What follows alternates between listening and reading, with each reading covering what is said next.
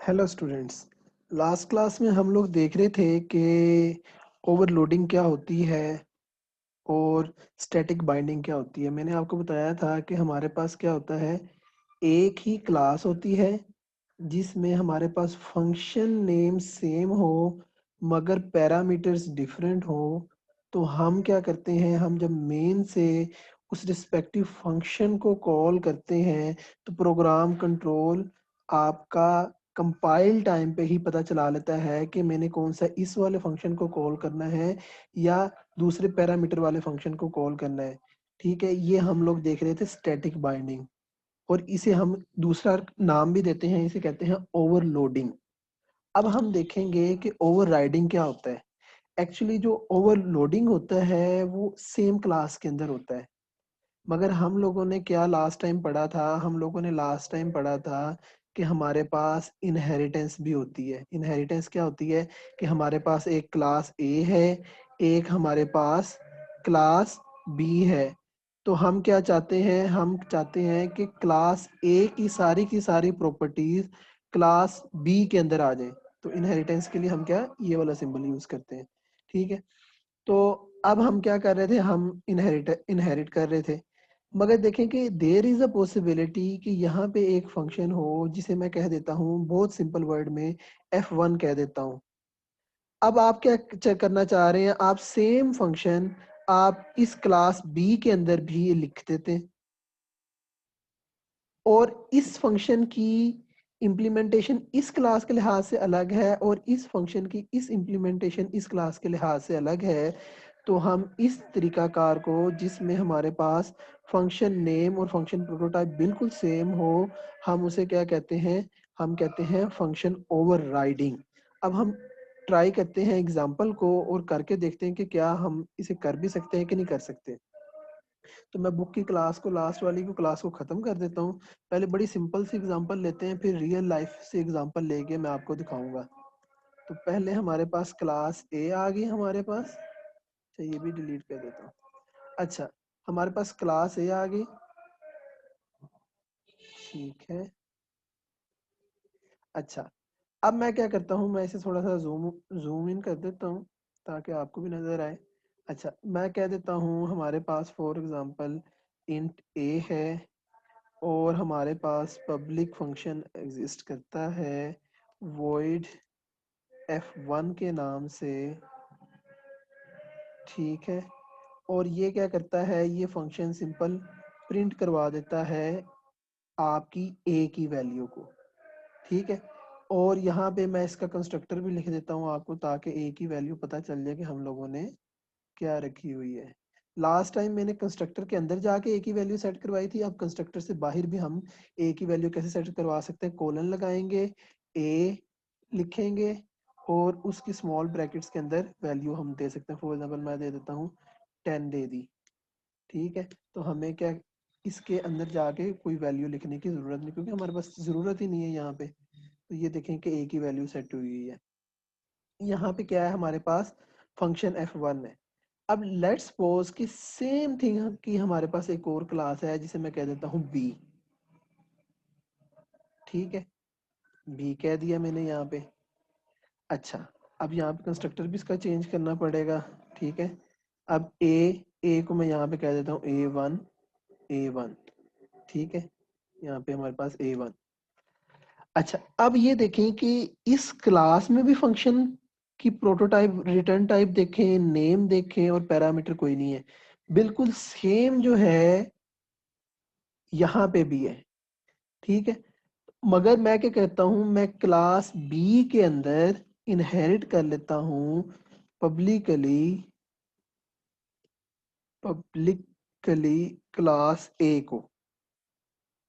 अच्छा, अब क्या चक्कर हुआ, ये पूरी की पूरी क्लास जो है हमारे पास क्लास ए आपकी उठ के आ गई किसके अंदर, क्लास क्लास ए पूरी की पूरी उठ के आ गई क्लास बी के अंदर आपकी। तो अब तो हमारे पास दो फंक्शन सेम नेम के हो गए, तो कौन सा फंक्शन कॉल होगा। ठीक है, तो अभी हम लोग इसे पहले ट्राई कर लेते हैं और मैं फिर आपको बताता हूँ कि फर्क क्या है। लेट्स से मैं कह देता हूँ यहाँ पे मेन के अंदर आके, सबसे पहले मैं कहता हूँ क्लास ए का ऑब्जेक्ट बनाते हैं obj। ठीक है, और हम ओबीजे से F1 को प्रिंट करते हैं। तो अगर मैं बल्कि हम इस तरह करते हैं, इसे डायनामिकली ही क्रिएट करते हैं पॉइंटर के थ्रू, ताकि आपकी उसके साथ प्रैक्टिस भी हो जाए। O B J is equal to new A, ठीक है। तो हम क्या कर रहे हैं, अच्छा डॉट नहीं, इंसर्ट गेट ऑपरेटर लगेगा, ठीक है। अब मैं सेव कर देता हूँ। अच्छा अब मैं क्या कर रहा हूँ, फंक्शन F1 को कॉल कर रहा हूँ, और यहाँ पे क्या है, मैंने ऑब्जेक्ट का पॉइंटर भी सेम वही बनाया और ऑब्जेक्ट भी उसी क्लास का बनाया। मतलब क्या कि पॉइंटर पहले मैंने किस क्लास का बनाया, ए क्लास का, और असाइन भी मैंने ऑब्जेक्ट किसका किया, ए क्लास का ही। मतलब सेम क्लास का पॉइंटर और सेम ही ऑब्जेक्ट। और मैं फंक्शन F1 कॉल करता हूँ, तो क्या F1 चाइल्ड का कॉल होना चाहिए या पेरेंट का कॉल होना चाहिए, पहले ये देख लेते हैं हम लोग। मैं रन करता हूँ।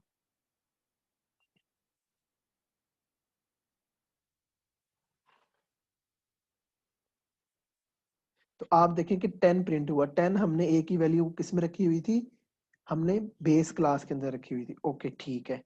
अच्छा एक तरीका कार क्या हुआ, हमें क्या पता चला कि अगर पॉइंटर भी सेम क्लास का हो और न्यू करके ऑब्जेक्ट जो क्रिएट करे वो भी सेम क्लास का हो, और हम सेम फंक्शन कॉल कर दें जो दोनों में है, तो तब हमारे पास उसी क्लास का हमारा फंक्शन कॉल होगा जिस क्लास का ऑब्जेक्ट बने। अब हम इसे बी के लिए भी करके देखते हैं।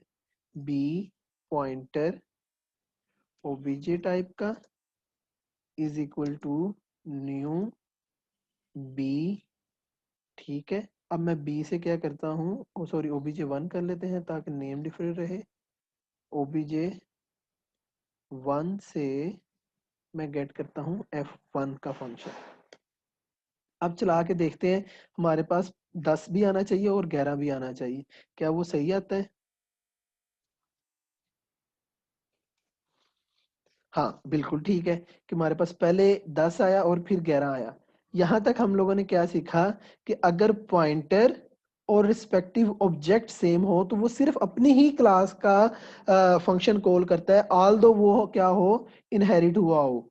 अच्छा अब नया तरीकाकार क्या है, हम क्या करते हैं, हम ये करते हैं कि पॉइंटर बनाते हैं पेरेंट क्लास का। जैसे मैं कहता हूँ ए टाइप का एक पॉइंटर बनाता हूँ OBJ2 के नाम से। अब इसे जरा समझिएगा, मगर OBJ2 को असाइन करता हूं, इस पॉइंटर को असाइन करता हूं ऑब्जेक्ट किसका, न्यू, इसके चाइल्ड क्लास का, बी टाइप का, तो एरर नहीं आएगा। इस बात को दोबारा एक्सप्लेन कर रहा हूँ। यहाँ पे आप जो पॉइंटर बना रहे थे वही ऑब्जेक्ट उसका असाइन कर रहे थे, same as it is for this. मगर क्या कर रहा हूँ, अब यहाँ पे जब मैं पॉइंटर बना रहा हूँ पेरेंट का बना रहा हूँ और ऑब्जेक्ट असाइन कर रहा हूँ चाइल्ड का। तो अब देखते हैं कि हमारे पास कौन से वाला फंक्शन कॉल होगा। ठीक है हम चेक कर लेते हैं F1 से।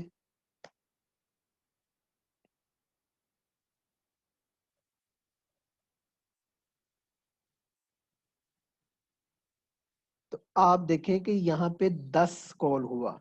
इसका मतलब ये कि जब आप इनहेरिटेंस करें और पॉइंटर जिस क्लास का बनेगा उसी क्लास का फंक्शन कॉल होगा, चाहे बेस क्लास जो चाइल्ड क्लास है उसमें सेम नाम का फंक्शन एग्जिस्ट भी करता है। देखें दोबारा से एक्सप्लेन करता हूँ इस चीज को। यहाँ पे आपने क्या किया, ए क्लास का पॉइंटर बनाया। अब ए क्लास के अंदर गए, ए क्लास के अंदर हमारे पास F1 का फंक्शन था।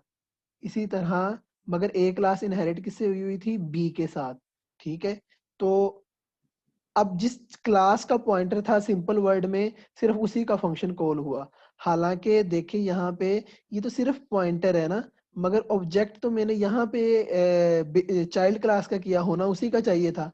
तो वो कहता है इसके लिए जब हमें जरूरत पड़े इनहेरिटेंस के अंदर ओवरराइडिंग की, देखें अब यहाँ पे ओवर, जब ऑब्जेक्ट न्यू बी का क्रिएट हुआ तो फंक्शन भी बी का ही आना चाहिए था। क्यों, क्योंकि उसने बी की क्लास ने F1 को ओवरराइड किया हुआ है, ठीक है। तो वो कहता है इसके लिए क्या है, आप सिंपल क्या करें, यहाँ पे वर्चुअल का कीवर्ड लिख दें और अब आप मैजिक देखें तो आपको चाइल्ड क्लास का F1 कॉल हुआ हुआ नजर आएगा।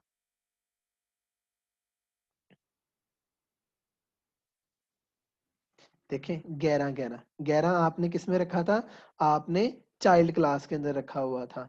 तो अब क्या है, सिंपल वर्चुअल फंक्शन क्या करता है, मैं आपको पहले डेफिनेशन कोड करके दिखा दिया है, तो मैं अब इसकी थ्योरी बताता हूँ। वर्चुअल फंक्शन हेल्प आउट कर रहा होता है आपको ओवरराइडिंग के अंदर, और ओवरराइडिंग किसके अंदर हो रही होती है, आपकी इनहेरिटेंस के अंदर हो रही होती है।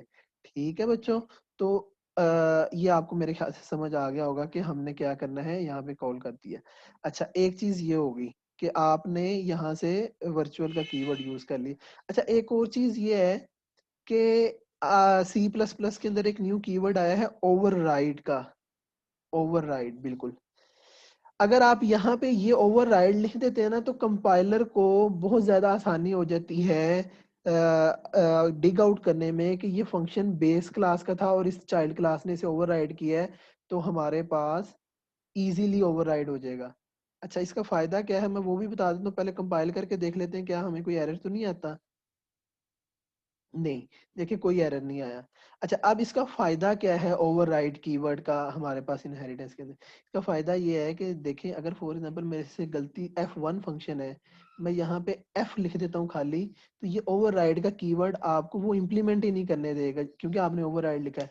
अगर मैं ओवरराइड ना लिखता तो एरर ही किसी चीज का नहीं आना था, और फंक्शन किसका कॉल हो जाना था यहाँ से, जब मैं इसका ऑब्जेक्ट क्रिएट करता हूँ तो पेरेंट क्लास के अंदर वाला कॉल हो जाना था। इस वजह से वो कहता है कि अगर आप f1 फंक्शन को ओवरराइड कर रहे हैं जो एग्जिस्ट करता है आपकी बेस क्लास के अंदर, ये ए क्लास के अंदर, तो आप उस फंक्शन के साथ ओवरराइड लिख दें। ओवरराइड किसके अंदर लिखना है, जहां पे वो फंक्शन ओवरराइड हुआ है।